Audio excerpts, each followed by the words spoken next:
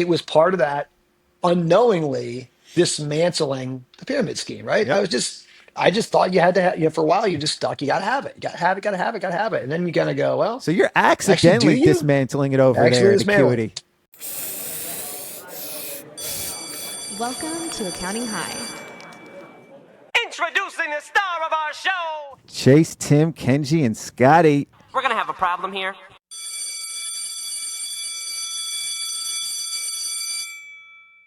Students, you are in for a treat today. I got the DPS team with me today.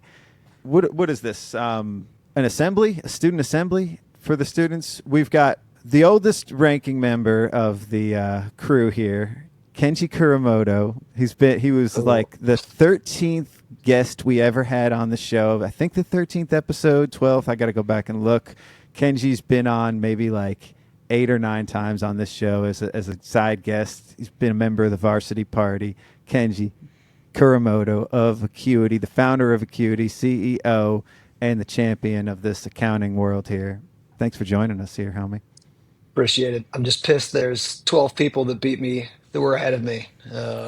Jumping on this. That was the Sons of CPAs day. You can thank Ackerman for that. You can thank Ackerman for that. I'll Those thank Sons him. of I'll thank CPAs him. days. Or just be jealous of him. Another one, our most listened to episode in 2023, I believe, is Chase Berkey, his second time on the show here. He's the reason for this panel that we're having today. Chase Dark Horse, founder of Dark Horse CPAs.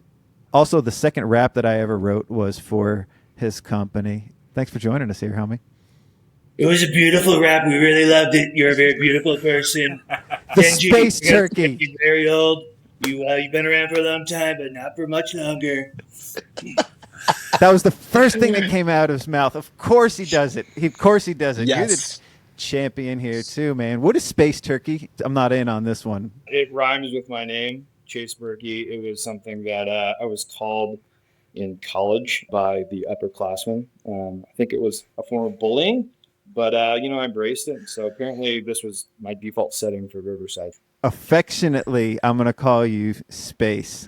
I like that. Space Turkey. And you owned it too. It was a nickname. Maybe you didn't like it at first. It became a moniker. Yeah, I mean, before Space Turkey, it was Beef Berkey. So it's just kind of in this general animal protein category, which I've been known to eat a lot of. So yeah. Well, students, you want to hear more about Chase, check out his first episode. I think it's episode 160 or something around there. I don't know, but it's we'll have the links in the notes. And then this was the most listened to episode in 2024, I believe, or it's on its way. Tim Petri. I mispronounced your name on the first time, but I won't do it again. We've become close. We hung out in Santa Rosa. We recorded your episode before that. We've already had our panel, and now we're back, and we're here. HD Growth Partners is the name of Tim's firm. Tim, say what's up to our students. Yeah. Good to see everybody. Always nice to see the old space turkey. Kenji, my friend.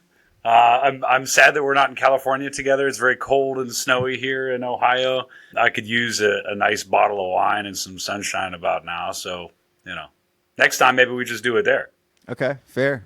That's what I will always have fond memories of that trip. That was actually better than I could have envisioned. We had a great time. We had a great panel. And students, if you hadn't heard, I believe that the panel is probably recorded and out live on BotKeeper's site.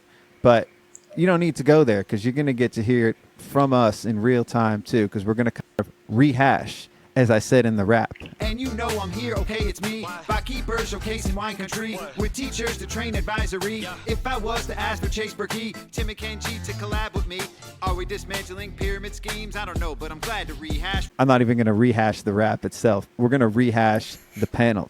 So when I said DPS earlier, students, that's what DPS stands for. Dismantling Pyramid Schemes in Accounting. This is the brainchild of Chase. Chase, I believe this was your idea to call it this and discuss this topic at large. Is that correct? What was the inspiration for that title? Well, for me, it's call to action and the rally cry for the last 5 years. The whole idea behind Dark Horse was really to disrupt and turn that pyramid upside down. I think we all have been a part of that pyramid before we started our own firms. And, it's the business model that creates misery in the industry. A lot of the issues we're dealing with today, my whole thing has just been, if we're not going to, make the change internally within firms, you just got to build it from the outside and force others to change because you're eating their lunch. And so that's what I have to do. So I was supposed to come in with a dig from Nikole Mackenzie. I was talking to her a couple of days ago about this panel that we were going to be recording. And I told her the title and she started laughing. She thought it was kind of a joke because isn't Dark Horse just an upside down pyramid? Aren't you guys? And so she said that as a joke.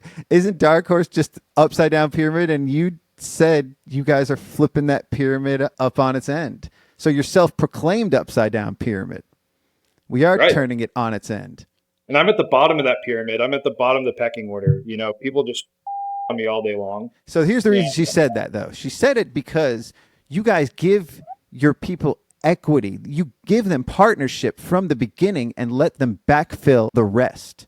Okay, so let's get serious, too. What you're doing is you're enabling somebody to create something of their own within the firm that they're at, but also giving them equity and giving them something that they can live with rather than try to live for, and dangling that carrot in front of them and letting them run towards something that may never end. A lot of our guests have left, working at these larger firms because of that pyramid scheme or because of the way that they run them to the ground. Then they start their own firms and they do something different. What you're doing is enabling people to do that with some support too at Dark Horse. Is that correct?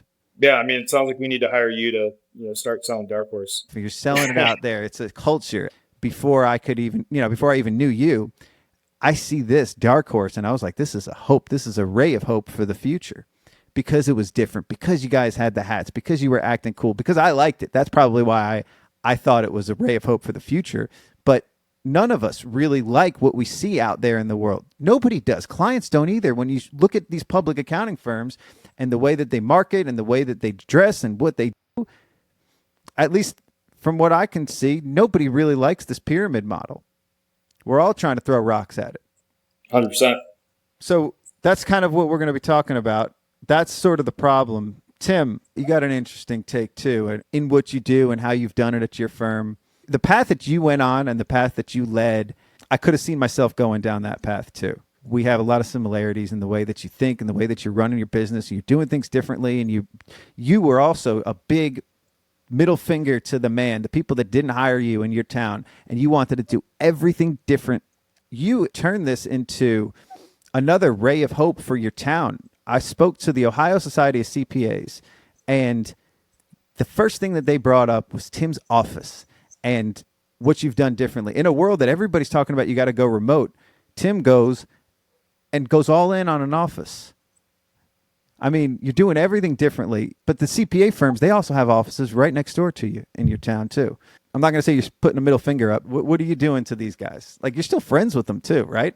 We're pretty darn cordial with everybody around here. We play nice. We're all in the same sandbox. There's plenty of work to go around. But selfishly, honestly, Scotty, we just wanted a place that we enjoy going to work every day. Whether it was in the office or how we did the work or how we serviced our clients, that was the most important thing that motivated everything from the beginning, was just wanting to enjoy going to work. We spend so much time working and making a living and doing the things that are important to put a little bit of money in the bank so we can send our kids to college and have a car and have a house and all these other things. But, we just wanted it to be a place that we enjoyed. And whether it was the building that we renovated, all of the space there, or how we structured our firm, or how we compensate people, or what clients we take on, it was really done with a ton of selfish motivation. So there's a little bit of that middle finger. There's a little bit of that chip on my shoulder because there were a lot of people that just didn't believe at the beginning, which, has given a little extra motivation to get through things. But at the end of the day, man, I'm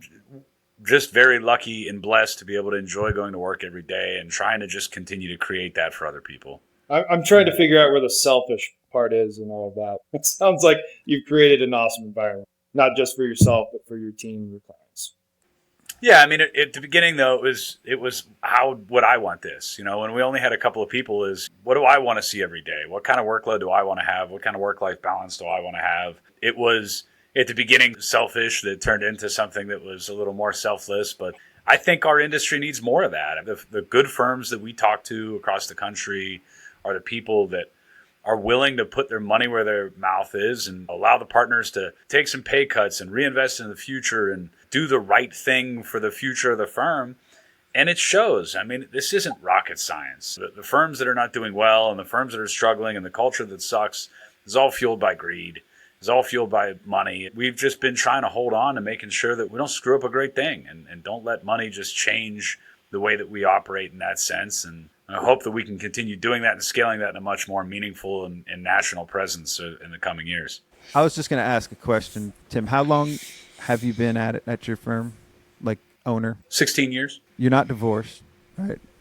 You're not an alcoholic, as far as I know. As far as I know, but you're not in misery. You don't hate your life, right? Right. Yeah. All right. So, I'm just trying to throw more rocks at the traditional partnership model and how they work themselves to death and how a large percentage of them may be divorced alcoholics and in misery. Yeah, we've got some bad statistics in our industry. I mean, heart attacks and divorces and alcoholism and just a horrible reputation for those things. For some reason, my wife still likes me. I mean, we've been together for about 20 years and she hasn't smothered me in my sleep yet.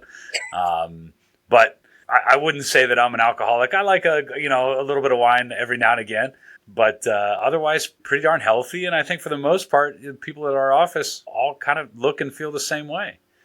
Yeah. But you put that there for others to see too. You guys are public about the things that you do. You do some really fun stuff. I've seen your holiday parties and the, RIP, like you did it, like the graveyard for all the apps that you don't do. You do fun stuff for your team to get involved into like where they work and enjoy the work that they do. This is not boring stuff. It doesn't appear to be boring. It's not the traditional stereotype. And listen, we're not nearly as cool as Acuity or Dark Horse. I mean, we're just following in the footsteps that others have led for us here. So it's nice to be able to have somebody else to look to and see them doing some goofy things on their social media and having fun with their people and just leading the way, man.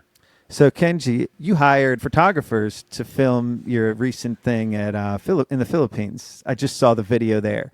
They also look like they are all having a blast and they're part of your team and they're half a world away too.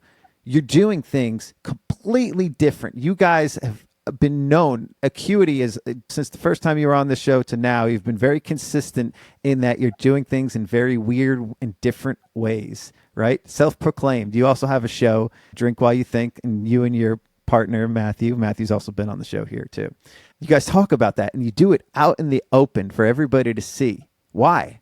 Why do we do it in the open? I guess the learning is a little bit like Tim's was, where it was a bit of a selfish endeavor. At first, you're just building something that you're like, I want for me.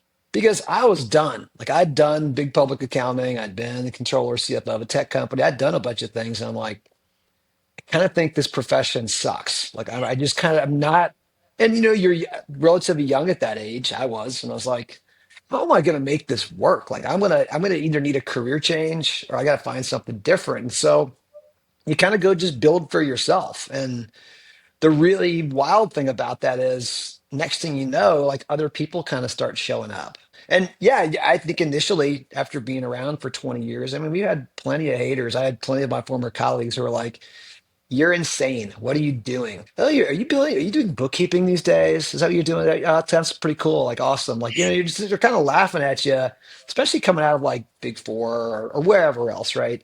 And what ends up happening is other people start showing up who you feel weird. It's almost like high school all over again, right? Perfect here for accounting high. You just feel like the weirdo, and next thing you know, you start finding other weirdos who are like, actually, I'm down with that. That sounds pretty cool. And so I think you build a little bit of confidence of just like, well, man, maybe instead of like feeling bad or like, man, why can't I fit into this industry?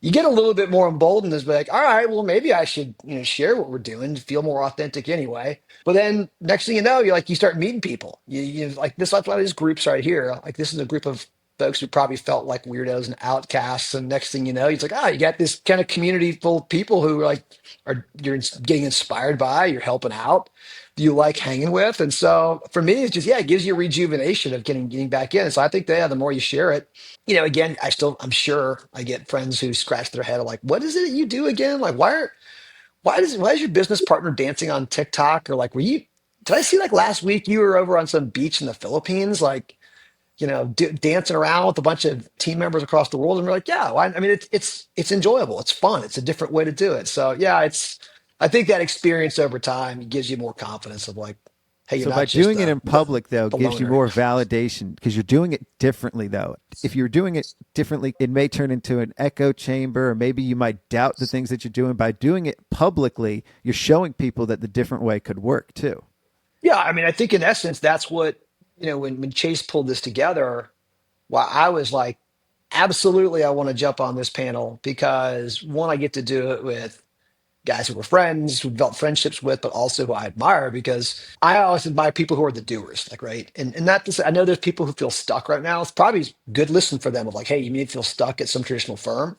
I think you do have to take some risks, take some action and break away from the traditional structure. So whether you want to do it like, HD or like us at Acuity or Dark Horse, that doesn't really matter. The point being is that one way, the pyramid way, the way that firms always worked for 180 years in this profession, like that's not the only way. Like it's not the only way. So getting together with other people who are just doing it differently, I hope that just opens up pathways for people. It doesn't mean you have to do anything that any of the three of us or four of us are doing. Scott, your firm is incredibly, what you've done is incredibly unique and interesting.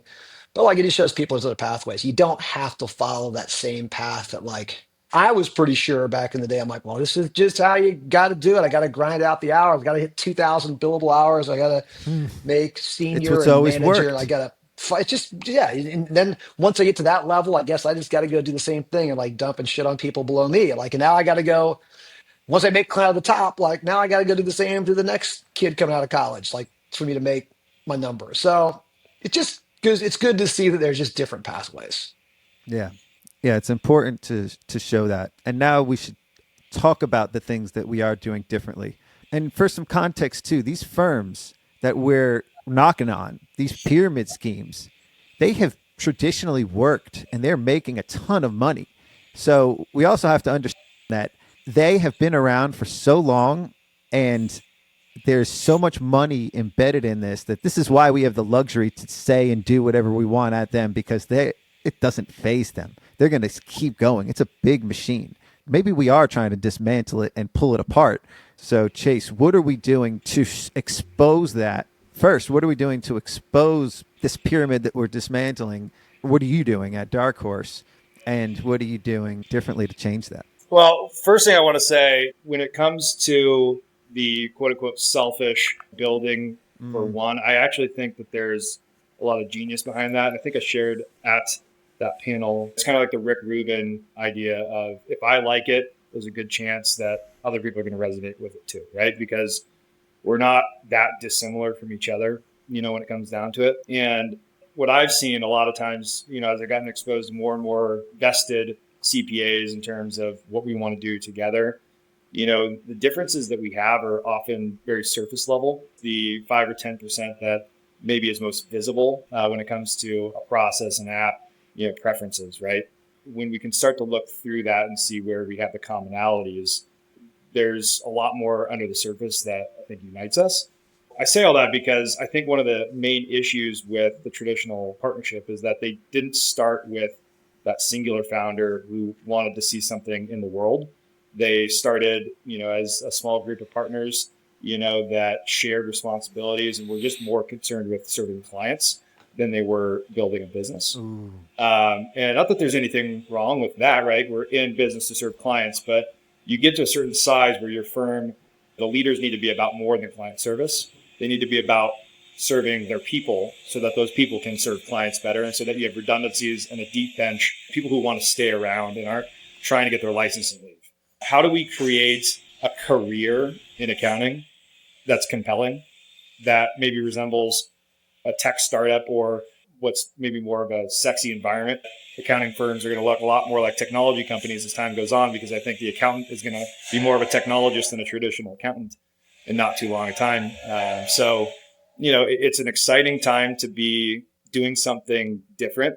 There's a lot of money in this industry, as you mentioned. The incumbents have gotten comfortable and, they're not going to come at accounting with a strategy like ours because it totally turns the power structure on its head. It pulls from the pocketbooks of those who are doing the best financially, and it's just, they would look at it and be like, this, why would we pursue this strategy? This is instantly going to start losing us money. So, we're just kind of in this vacuum, if you will, that the big firms have no incentive to try and compete in. But, we really believe that bringing people together is the trend in the industry, whether it's communities out there like Realize, the one Graf has, RightWorks. I mean, they're all over the place. There's aggregators, right? I mean, Ascend is pulling together firms and giving them resources and technology that, 1 + 1 = 3 element, right? So, there's 2 + 2 = 5. Yeah, it should equal 1 million, right? It's going to just very massively disrupt the traditional firms out there that aren't thinking through this sort of lens, and they're just thinking through the traditional client service lens. What's the bare minimum we have to do in order to attract and retain, the right talent, which is becoming more and more scarce, and it's going to come from less traditional avenues as time goes on. So how many partners are at Dark Horse now? So we use the term principal. Principals, okay. It's the same-ish thing. There's 30. 30. So you guys roughly have a structure of similar to a very large firm with 30 partners, right? But how is it different than that one down the road that's this large regional firm, 30 partners? How is Dark Horse different than that? To accountants, it's very different because they are our customer. We're here to serve them. Really what you can think of what we do is firm as a service. So we're here to provide the totality of the infrastructure you need to seed a firm or practice, scale one, or exit. But your firm is running in one direction because it's handled by one unit, right? Like it's not 30 people don't have to make a decision together for something to change at Dark Horse. Yes. Okay. That was sort of the point I was trying to drive. Totally. And I think one major point of differentiation too with, something like Ascend, and there's a number of other, platforms that resemble this.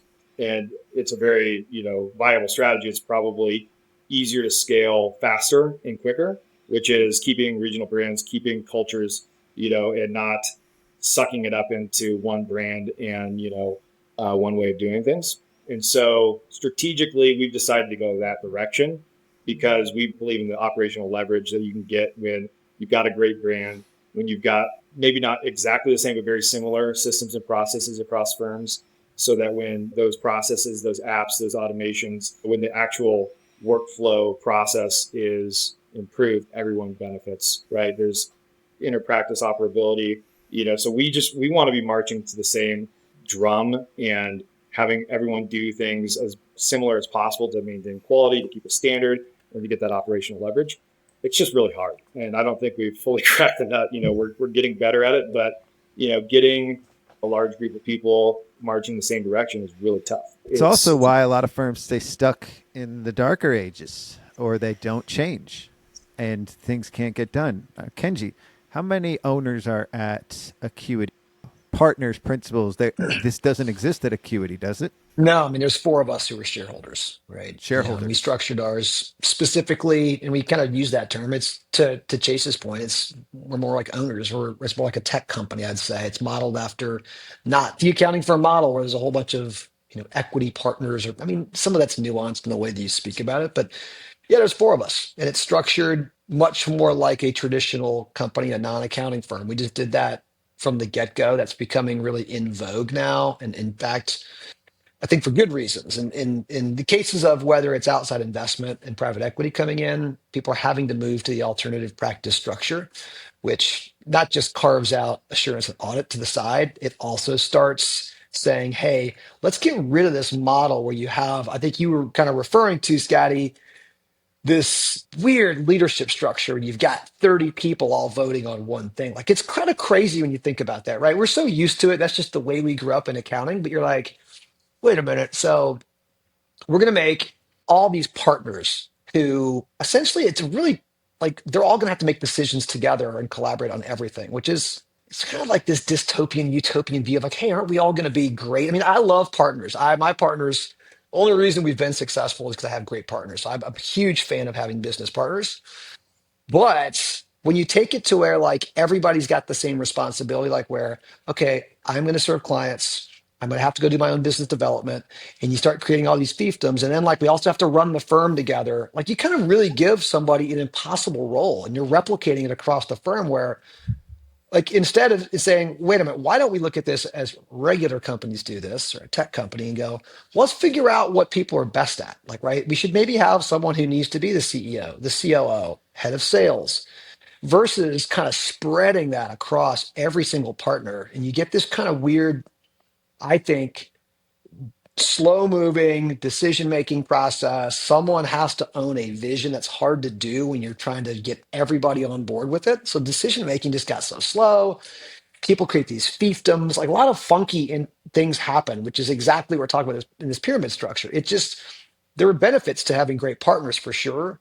But that model, I think, is everybody's showing the three of us, four of us, I mean, really have all shown that like there's different ways to approach that. There will be people who still follow that model. Private equities coming in and outside investment saying, hey, that's not the most efficient way to run or scale a business. So outsiders are seeing the opportunity to come in and make changes here. But I think partners are awesome. I love what both Tim and the Space Turkey are doing in the sense that like all of us in our space, I would say, are pretty independent people. We would not have started our own firms if we weren't like, we kind of wanted to do things our own way. And what do? We go start our own firms. And what's the first thing we look for?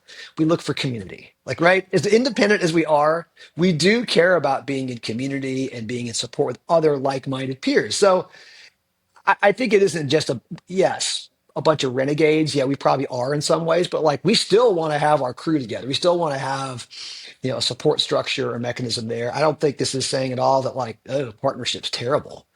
I think that historic way of the partnership where again it creates those fiefdoms, it's just too decentralized in decision making. You're asking people unreasonable things that you've got to balance. Like it's really hard. Like how can you're trained to be accountants, and then you're also going to make these people say, like, well, now you got to be good at sales. You got to be good at managing people and team members. You got to be good at casting the vision for this business. And it's a tough ask. So I think just by taking roles and saying, hey, who's going to take this piece of it? Sales and marketing. Which is what traditional companies do. It starts putting a different kind of obvious lens in our mind, I guess, of like, this is probably the direction firms should be going. And you can do that in a number of different ways, which everyone's proving here. But yeah, I love having business partners. Like me doing this solo, disaster. I would be terrible. So don't hear me wrong. I don't like partners, but we had to come to terms of like, I had to say, hey, I'm no longer going to serve clients. I'm no longer going to sell. I got to focus on the things that like, and I got to be held accountable to the CEO role. I've got to do certain things for the organization. I can't just go back and say, well, I'm going to go build clients again. So I love it. So you let your CPA lapse too, Kenji, right? You didn't need to keep your CPA lit that because sucker you on weren't fire. doing. No, but that's part of the point too, because CPA firms, and traditionally speaking, these partnerships, they all keep their license because they're all doing client work too, or at least to some capacity, they have kept their license because that's part of the rules, I guess, maybe in some cases. Yeah. You were able to do that. Speak on that a little bit. Yeah, I'll just say that started from probably where many people are. Like you get to this time of year that we're in right now, end of the year, and you look and you go, oh shit, I don't have enough CPE. Like, right. And then what do you end up doing? This is what I was doing. I'd wait till New Year's Eve, and you're trying to jam as much CPE in as possible to get your hours. And I'm like, this is stupid. Like, right. One, I'm getting really close to probably not having the requirements. I'm not learning a damn thing by cramming CPE. And so you weren't control effing PDFs, were you? No, not really. No, but you kind of get to that point. You feel like, what am I doing here? Right. You don't like to break rules. You don't like to, I mean, I want to make sure I'm at least being compliant, but also I'm like, this is dumb. I'm also, in the meantime, what am I doing? I'm creating the rules. I'm ruining. Yeah. But also like at the same time, I'm doing all this, and guess what? We're trying like as a family to go on, Christmas vacation or something. And like, guess what? Dad's over there trying to jam things like in front of a computer, trying to get. I'm like, this is stupid. And so for what though? Part of the point is, why would you even continue to have the licenses? What probably went on in your head? Like, why did you need it at that point? That was the point. I knew already. So there was enough things building where I'm like, God, I'm getting really tired of this type of behavior. Some of that I was tired of myself just doing this, but I'm like, I'm not getting much value out of CPE these days anyway. And so you get there, I'm like, all right, what happens if I let this thing lapse? And you kind of go, actually, like, wait a minute, we don't do audit work. I'm never going back into audit ever again. I've done that. And you start kind of ticking off going, what's the point of this? And I think the point being, and everybody should have their own opinion about this. We did all work our asses off to get a CPA. It's a That is no pride mark. joke. It's no joke. Exactly. If you can kind of say, and for me, I'm like, oh, if I could, can't see the business case for it, but if I could also take my ego out of it and be like, okay, what else does that open up? So yeah, there's a bit of that. And some people may say, I work too damn hard for it. I'm never taking it off. That's, I have no problem with that. For me, But it you was know what like, you did? I can't see the value or utility, and it does not, I don't identify it with myself as like a, I do not want, I never put CPA on things. I don't walk into a party and go, hey, nice to meet you. I'm a CPA. Like, it just is not part of my identity. So like me getting rid of it was not a big deal. You removed the ego from it and you created more time for your family. Now you didn't have to do that. You didn't have to do that CPE stuff at the end of the year. So, like, has it hurt you at all? Has it hurt No, your brand? no, not at all. In fact, Your it's ego? no. I mean, I get some jabs from my business partner Matthew about it, but I also give him a lot of too, and he's like cranking trying to get CPE done by the end of the year, and I'm like, why are you doing that? You gonna be an auditor again? So we go back and forth, but I think what it was it was part of that unknowingly dismantling the pyramid scheme, right? Yep. I just thought you had to have, for a while you just stuck, you got to have it. You got to have it, got to have it, got to have it. And then you kind of go, well, So you're actually, do accidentally you? dismantling it over Actually there at dismantling. Acuity. You're Yeah. just accidentally doing all these things because you want to see what works better for you personally, right? Selfish reasons. That's, I think, that the veil we're trying to pull off. Like, for people, I've gone, oh, wait a minute. If you just start doing some things and kind of questioning it a little bit, like I think all of us like to do that. Like, why does this make sense? Whatever. You start doing a bit of that. And some things you're like, oh, I see why. That makes really good sense. Other things you're like, wait a minute. I think we're just doing that for some norm or tradition that like was held in our head that we just had to do. And And I I think think that's okay to challenge those. totally. And I think a lot of people get stuck in the sense that when it's something that everyone just does and something you've always done, right? You're not using any brain calories to just do it that way again, right? It's like, instead of, should we do it this way? How would we do it differently? It's like, well, I can just shortcut this because I can do this all the time, right? This is just how it is. And I think there's also a stratification too, in terms of, there's the individual licensure question, right? And then there's the firm licensure question. And, if you're not in a test work, as Kenji was mentioning, it's kind of like, okay, why the CPA brand, whether that's personal or the firm? And I think as a firm, the obvious argument is it's credibility. It's an instant brand that you can attach onto, especially when you're just starting out, right? Like, who is, Dark Horse CPAs? Well, they're CPAs, so we'll give them a shot, right? But then you get to a certain place where, that CPA part of the brand isn't actually accretive to the enterprise value and how consumers look at it. It's EY, Ernst & Young, not Ernst & Young CPAs, right? It's because they built that brand enough over time that maybe it's assumed, or maybe they don't even care because they just know that it's a certain echelon of accounting firm. We're at a place now where it's like, okay, we're maybe going to have some form of this alternate practice structure such that we can operate out of a non-licensed entity, because there's so many restrictions that come along with being licensed with all of these different state boards of accountancy who represent the public, by the way, not accounting firms. And some of them really want to make your life very difficult. California professional code is such that our CPA firm, we can't have non-licensed shareholders at a certain level of the organization. So you start talking about, well, why is this model perpetuating itself, with partners focusing on client service and also trying to run some fraction of every other part of the business? It's because of archaic laws and regulation like that, on top of the friction of change and just how uncomfortable that can be. It's all of these things that keep that momentum going in the same direction until external forces come in and force change. And that's what's happening with private equity. It's what's happening, with the firms that we're creating and a different path forward. But, at the end of the day, it's a leap, right? Whenever you're doing these things. And when life is good enough with the profitability you have as a firm, with, how you feel your life is going from a meaning standpoint and balance and whatever, like if it's good enough, it's hard to make those changes.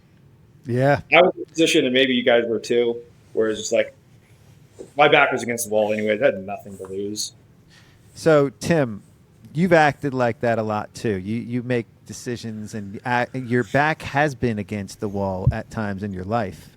So I wanted to use that as a transition moment, but also talk about your structure. How many owners at HD Growth Partners before the Ascend model came in, ascended over top of HD? Pre-ascension, I think. Yes. Is that the right way? Pre-ascension, yeah. We'll just say pre-ascension. Pre-ascension. We had two partners for many of our years. There was some plus minuses over the years, but the difference was that we had two partners and I had all the voting rights. While I would joke and I would say that, I ran our firm like a dictatorship, it allowed us to be nimble. I still talked to people. I still did the things that were in the best interest. And, to Kenji's point, it's like there should be a leader of the organization that is tasked with running the organization, right? And if you're not doing a good job, then fire me, then vote me out, then point someone else, the CEO, managing partner. That's the way that things should be done.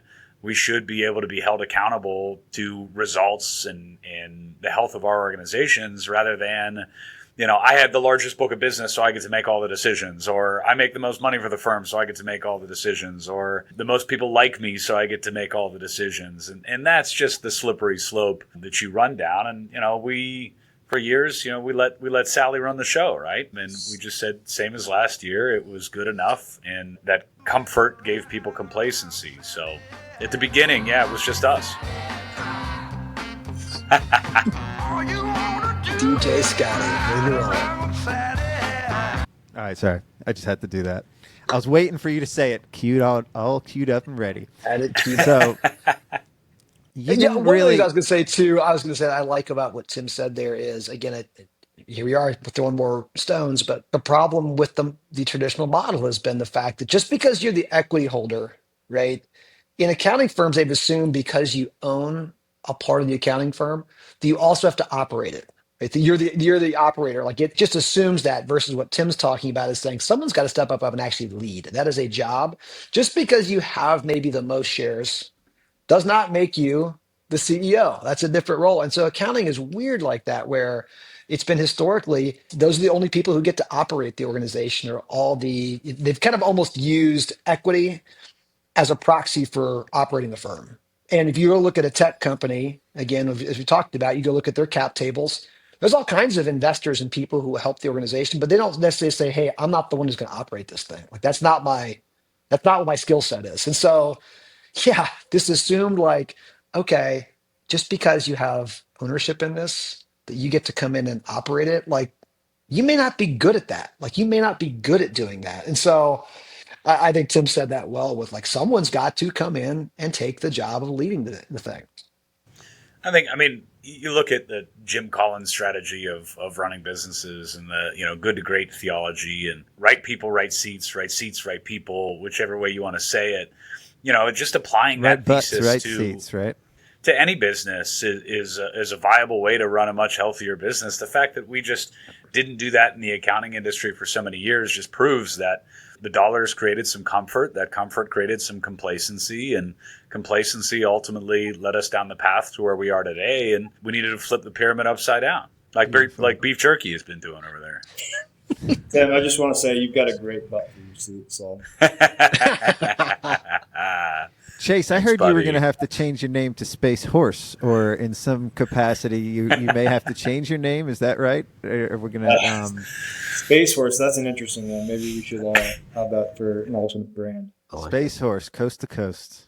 Yeah, we've got a couple in the works. Dead Horse, maybe for psilocybin practice. Fabulous. This is where my brain goes, which is why I'm not in client service. Also. You still have your license, though, right? You still have your CPA? Yeah.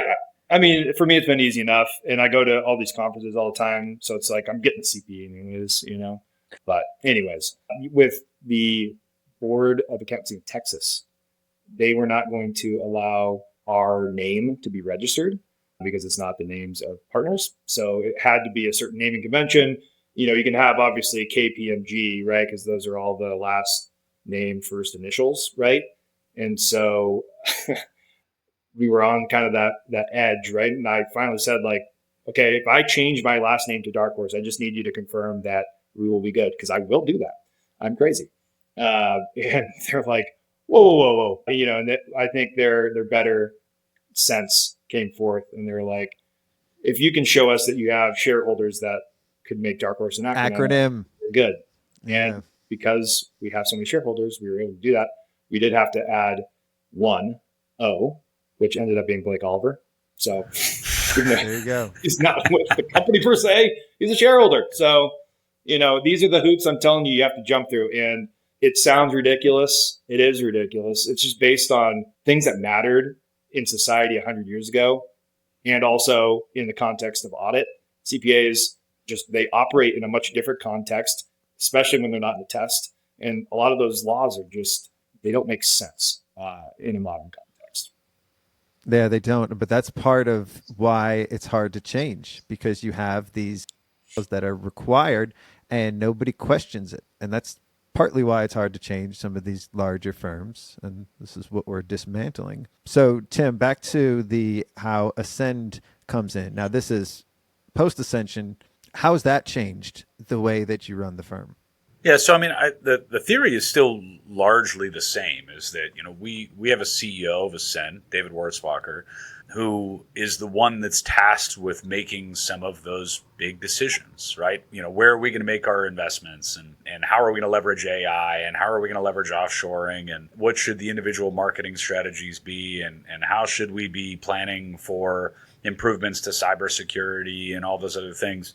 All the CEOs of all the firms across the country give our insight and give our input, and we have a seat at that table to have those conversations. But ultimately, we have someone that we trust that is the CEO of our organization to make those decisions. So that way it allows for us, even as a much larger conglomerate of CPA firms, we're still very nimble. We're still shockingly nimble for a $300-400 million organization now. And that is a big advantage towards those, death by deliberation traditional partnerships that are out there, those regional firms that we have historically been competing with. So, we can still kind of run fast and run hard because we've got one person at the top that's qualified to make those decisions. And that's the healthiest way to run the company. Have you had any interaction with some of the other firms that are also part of this network, and how do they work together? Yeah, so we spend a lot of time together across all the other firms. We share resources for learning and development. We share resources for new business processes. We launched a new scorecarding process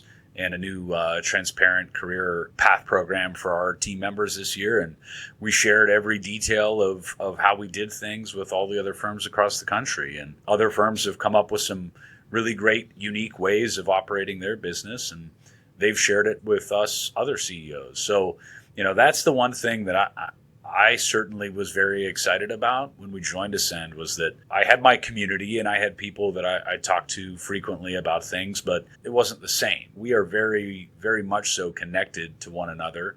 We all own one another's firms across the country, so we're incentivized to help each other grow our practices and learn from one another. So that centralization and brain trust that ultimately gets created on the back end is a pretty special thing.